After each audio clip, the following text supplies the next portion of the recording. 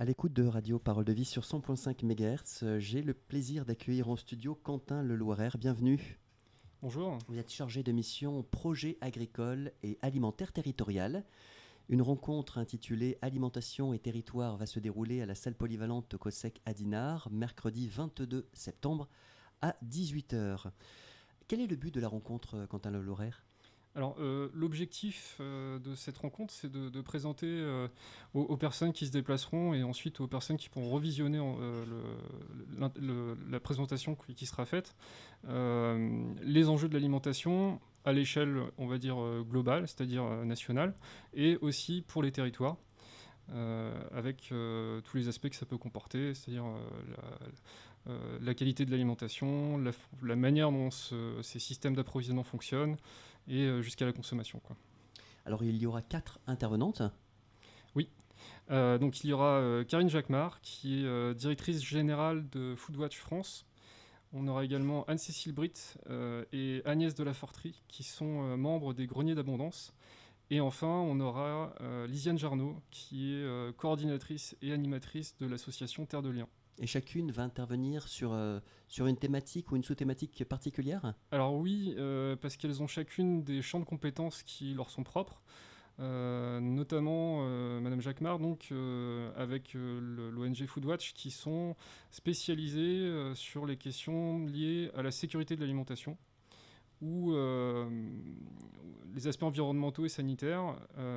Donc ça, c'est plus sur un aspect global. On a ensuite les greniers d'abondance avec Madame Britt et Madame Dele-Forterie qui, elles, traitent plus des aspects de l'alimentation à l'échelle locale avec ce que l'on emploie maintenant très régulièrement, le terme de résilience alimentaire. Donc elles vont s'attacher aussi à définir ce qu'est cette résilience. Et elles expliqueront également comment fonctionne le système alimentaire. Et donc, ils présenteront également la complexité du fonctionnement de ce système. De la chaîne, en fait. Voilà. Consommation, acheminement sur le lieu de distribution, consommation. Voilà. Vraiment, ce qu'on appelle système alimentaire, c'est de la production jusqu'à la consommation, avec l'ensemble des acteurs que ça fait intervenir. Et donc, Madame Jarnot, qui, elle, est spécialisée sur les aspects du foncier agricole, puisque quand on traite des aspects locaux, le foncier est vraiment très important. Oui.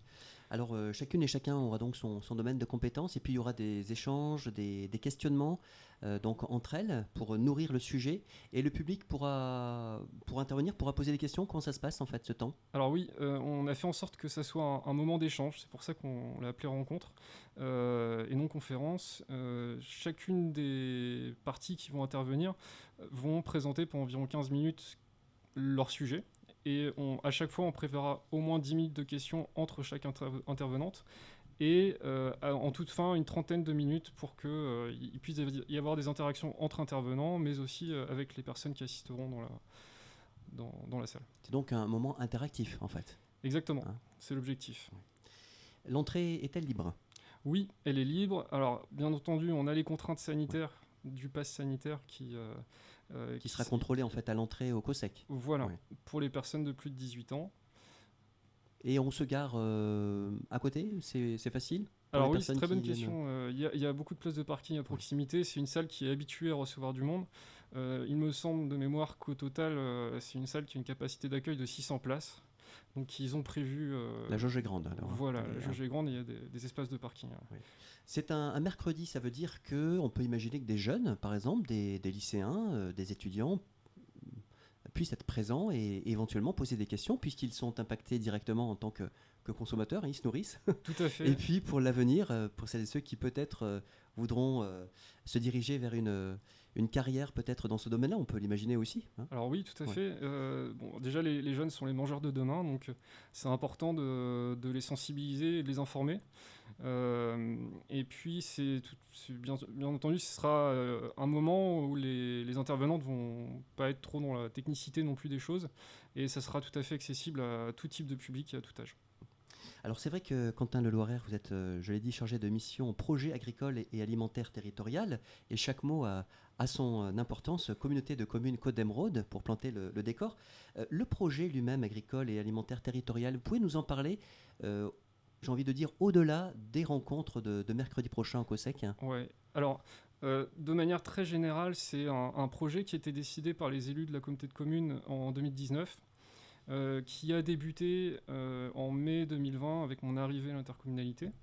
Je tiens à souligner également qu'on bénéficie de soutien du Fonds européen Leader, du ministère de l'Agriculture et de l'Alimentation dans le cadre du programme national pour l'alimentation et également des fonds du plan de relance qui ont été libérés cette année.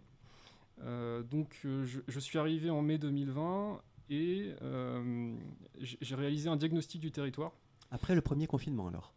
Voilà, c'était vraiment, oui, exactement. C'était un moment où on libérait un petit peu les gens de leur domicile. Ce qui m'a permis donc de réaliser ce diagnostic. Et d'ailleurs, si les gens souhaitent le consulter, il est téléchargeable sur la page PAT du site de l'Interco. Ça, c'est une photographie, le diagnostic de ce système que vous évoquiez tout à l'heure, production, acheminement, distribution, consommation? Tout à fait. C'est l'étude du territoire, avec une mise en perspective locale, régionale, de sa production, des acteurs de l'alimentation et de sa consommation. Qu'est-ce qui vous a surpris, Quentin Le Loraire, dans ce travail? Est-ce que vous aviez des a priori ou des présupposés sur le réel? Est-ce que vous avez été interpellé dans ce que vous avez découvert, en fait, vous-même?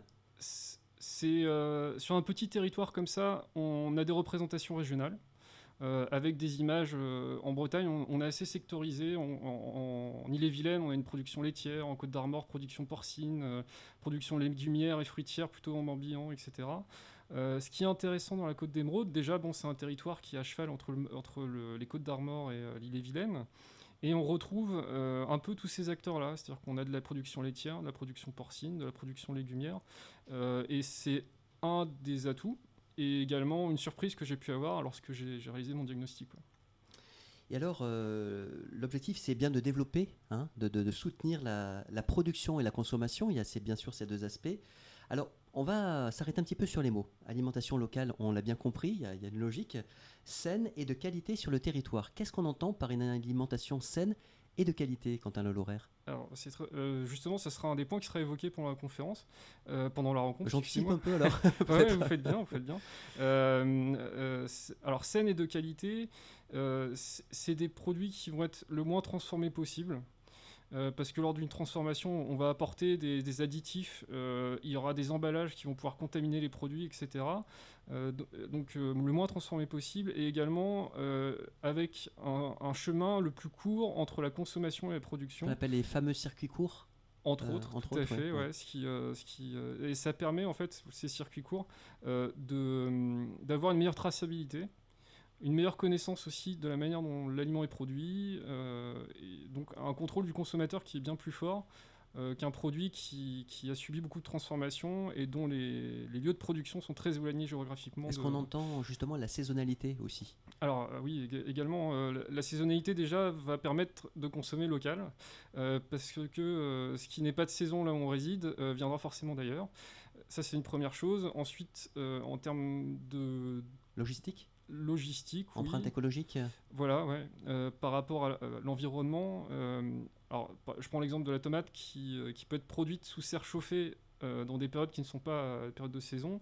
Il y a un impact carbone qui est phénoménal pour ces tomates-là. Et donc des tomates hors saison auront forcément, soit en termes de transport, soit en termes de production, un impact qui sera très fort. Alors bien sûr, on perçoit, Quentin Le Loiraire, aussi l'enjeu économique. C'est-à-dire que vous évoquiez les productions territorialisées en Bretagne, sur les différents départements, avec les caractéristiques. Ouais. Là, donc, c'est un emploi qui est non délocalisable, qui est pérennisé. Dans ce secteur-là, alimentation saine, on peut l'imaginer sur la côte d'Émeraude, sur la communauté de communes. Il y a plusieurs aspects. Alors déjà, en termes d'emploi, le secteur agricole est très demandeur et a du mal à recruter. Donc déjà, au sein des infrastructures existantes, il y a un besoin d'emploi. Ça, c'est une première chose. Ensuite, on cherche à favoriser l'installation de nouveaux agriculteurs sur le territoire, et donc la création d'entreprises et la création d'emplois, parce qu'une exploitation agricole est une entreprise. Et ensuite, la dernière chose, c'est que selon les types d'exploitation qu'on va avoir, il y a des taux d'emploi qui sont différents. Plus on se dirige vers une agriculture biologique, plus le besoin en main-d'œuvre est important. Et ça favorise l'emploi lorsqu'on a ce type d'exploitation sur le territoire. Ça, c'est important. Et puis alors, quels sont les chantiers engagés? On va en parler un petit peu parce qu'il y a des travaux sur la transmission des terres, vous l'avez évoqué, et l'installateur des porteurs de projets agricoles. Par rapport au diagnostic que vous énonciez tout à l'heure, est-ce qu'on peut avoir quelques indications pour l'auditrice et l'auditeur sur cette photographie-là, en fait, sur ce sujet? Alors là, pour le coup, c'est pas grâce à moi, mais c'est grâce à la Chambre d'agriculture qui a mené ces études-là. On a un renouvellement qui va arriver de la population agricole d'ici entre 2 et 5 ans, d'environ 50 à 60%. Donc des départs en retraite, voilà, des personnes qui travaillent dans ce secteur, oui. Parce qu'on a une moyenne d'âge qui est assez élevée.